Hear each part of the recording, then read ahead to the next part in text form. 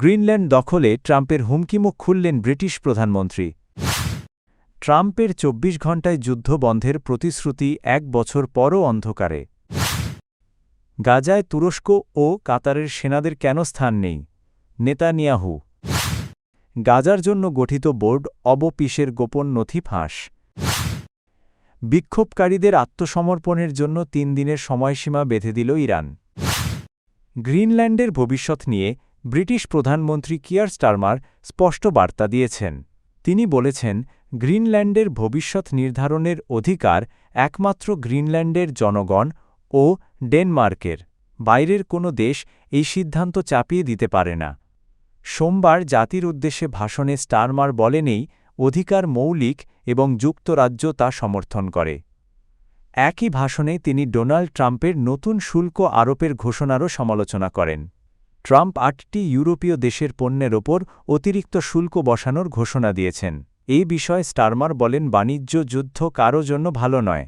এতে পণ্যের দাম বাড়বে, ক্ষতিগ্রস্ত হবে সাধারণ মানুষ ও ছোট ব্যবসায়ীরা। তিনি আশ্বাস দেন, শ্রমজীবী মানুষের স্বার্থ রক্ষায় তার সরকার প্রয়োজনীয় সব পদক্ষেপ নেবে। গ্রিনল্যান্ড ইস্যুতে উত্তেজনা প্রসঙ্গে স্টারমার বলেন, মতবিরোধের সমাধান হওয়া উচিত শান্ত আলোচনার মাধ্যমে। তিনি মনে করেন ট্রাম্প বাস্তবে গ্রিনল্যান্ডে সামরিক পদক্ষেপ নেবেন না, তবে পরিস্থিতিকে গুরুতর উল্লেখ করে জাতীয় ঐক্যের আহ্বান জানান। অর্থনীতিবিদদের আশঙ্কা, মার্কিন শুল্ক কার্যকর হলে যুক্তরাজ্যের অর্থনীতিতে নেতিবাচক প্রভাব পড়তে পারে। ইউরোপের শেয়ার বাজারেও এর প্রভাব দেখা যাচ্ছে। ডোনাল্ড ট্রাম্প আত্মপ্রচারে বরাবরই পরিচিত। সত্য মিথ্যার সীমা ছাড়িয়ে তিনি নিজের সক্ষমতা নিয়ে এমন আত্মবিশ্বাস দেখান যা অনেকেই বাস্তব বলে ধরে নেন। ইউক্রেন যুদ্ধ থামানোর প্রতিশ্রুতি তার বড় উদাহরণ। যুদ্ধ শুরুর পর থেকেই ট্রাম্প দাবি করে আসছিলেন, তিনি ক্ষমতায় থাকলে এই যুদ্ধ হতো না। এমনকি তিনি একাধিকবার বলেছেন, ক্ষমতায় গেলে ২৪ ঘণ্টার মধ্যেই যুদ্ধ শেষ করবেন। নির্বাচনী প্রচারে তিনি অন্তত ৫০ বারের বেশি এই দাবি করেন। কিন্তু ২০২৫ সালের জানুয়ারিতে দ্বিতীয় দফায় প্রেসিডেন্ট হওয়ার পরও যুদ্ধ বন্ধ হয়নি। ইউক্রেন বিষয়ে বিশেষ দূত নিয়োগ, ১০০ দিনের পরিকল্পনা, সবই হয়েছে, কিন্তু বাস্তবে যুদ্ধ চলছে আগের মতোই। এখন ট্রাম্প বলছেন, যুদ্ধ থামার পথে সবচেয়ে বড় বাধা হল পুতিন ও জেলেনস্কির মধ্যে অকল্পনীয় ঘৃণা। কখনো তিনি পুতিনকে দায়ী করছেন, কখনো জেলেনস্কিকে। ট্রাম্প একটি ২০ দফা শান্তি পরিকল্পনা নিয়ে কাজ করছেন। ইউক্রেন জানিয়েছে বেশিরভাগ বিষয়ে সমঝোতা হয়েছে, কিন্তু বড় বাধা রাশিয়ার শর্ত, দনবাস অঞ্চল ছেড়ে দেওয়া এবং ইউক্রেনকে ন্যাটোতে না নেওয়া। ইউক্রেন এতে রাজি নয়।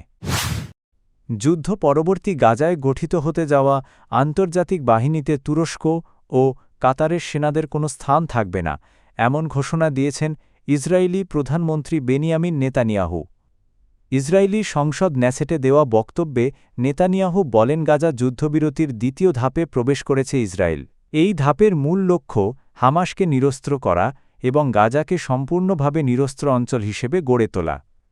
তিনি স্পষ্ট করে বলেন, গাজায় তুরস্ক বা কাতারের কোনো সেনার জায়গা হবে না।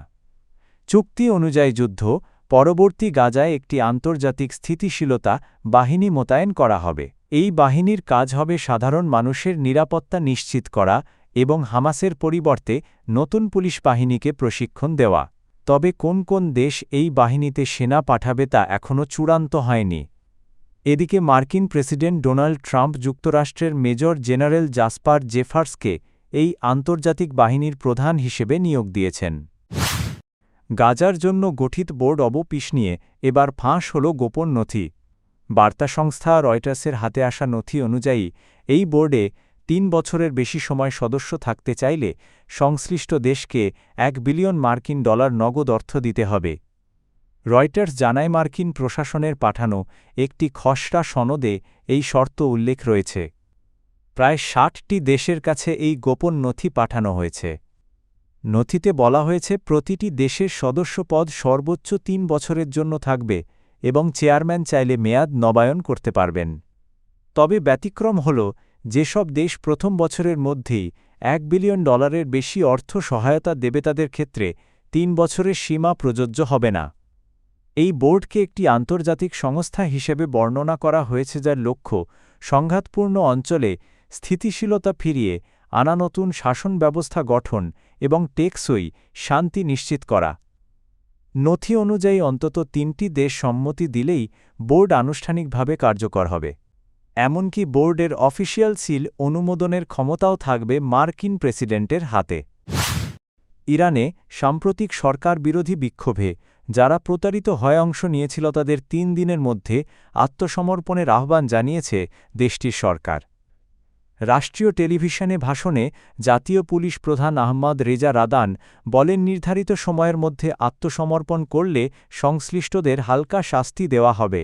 তিনি জানান, অনেক তরুণ আবেগ বা বিভ্রান্তির কারণে বিক্ষোভে জড়িয়ে পড়েছে, তাদের স্বাভাবিক জীবনে ফেরার সুযোগ দিতেই এই সিদ্ধান্ত। তবে ৩ দিনের সময়সীমা শেষ হলে দাঙ্গাকারীদের বিরুদ্ধে কঠোর অভিযান শুরু হবে বলে সতর্ক করেছেন তিনি। এদিকে ইরানের প্রেসিডেন্ট মাসুদ পেজেশকিয়ান কড়া হুঁশিয়ারি দিয়ে বলেছেন, সর্বোচ্চ নেতা আয়াতুল্লাহ খামেনির ওপর কোনো হামলা হলে তা পূর্ণমাত্রার যুদ্ধ হিসেবে বিবেচিত হবে। তিনি বিক্ষোভের জন্য যুক্তরাষ্ট্রের নিষেধাজ্ঞা ও বিদেশি ষড়যন্ত্রকে দায়ী করেন।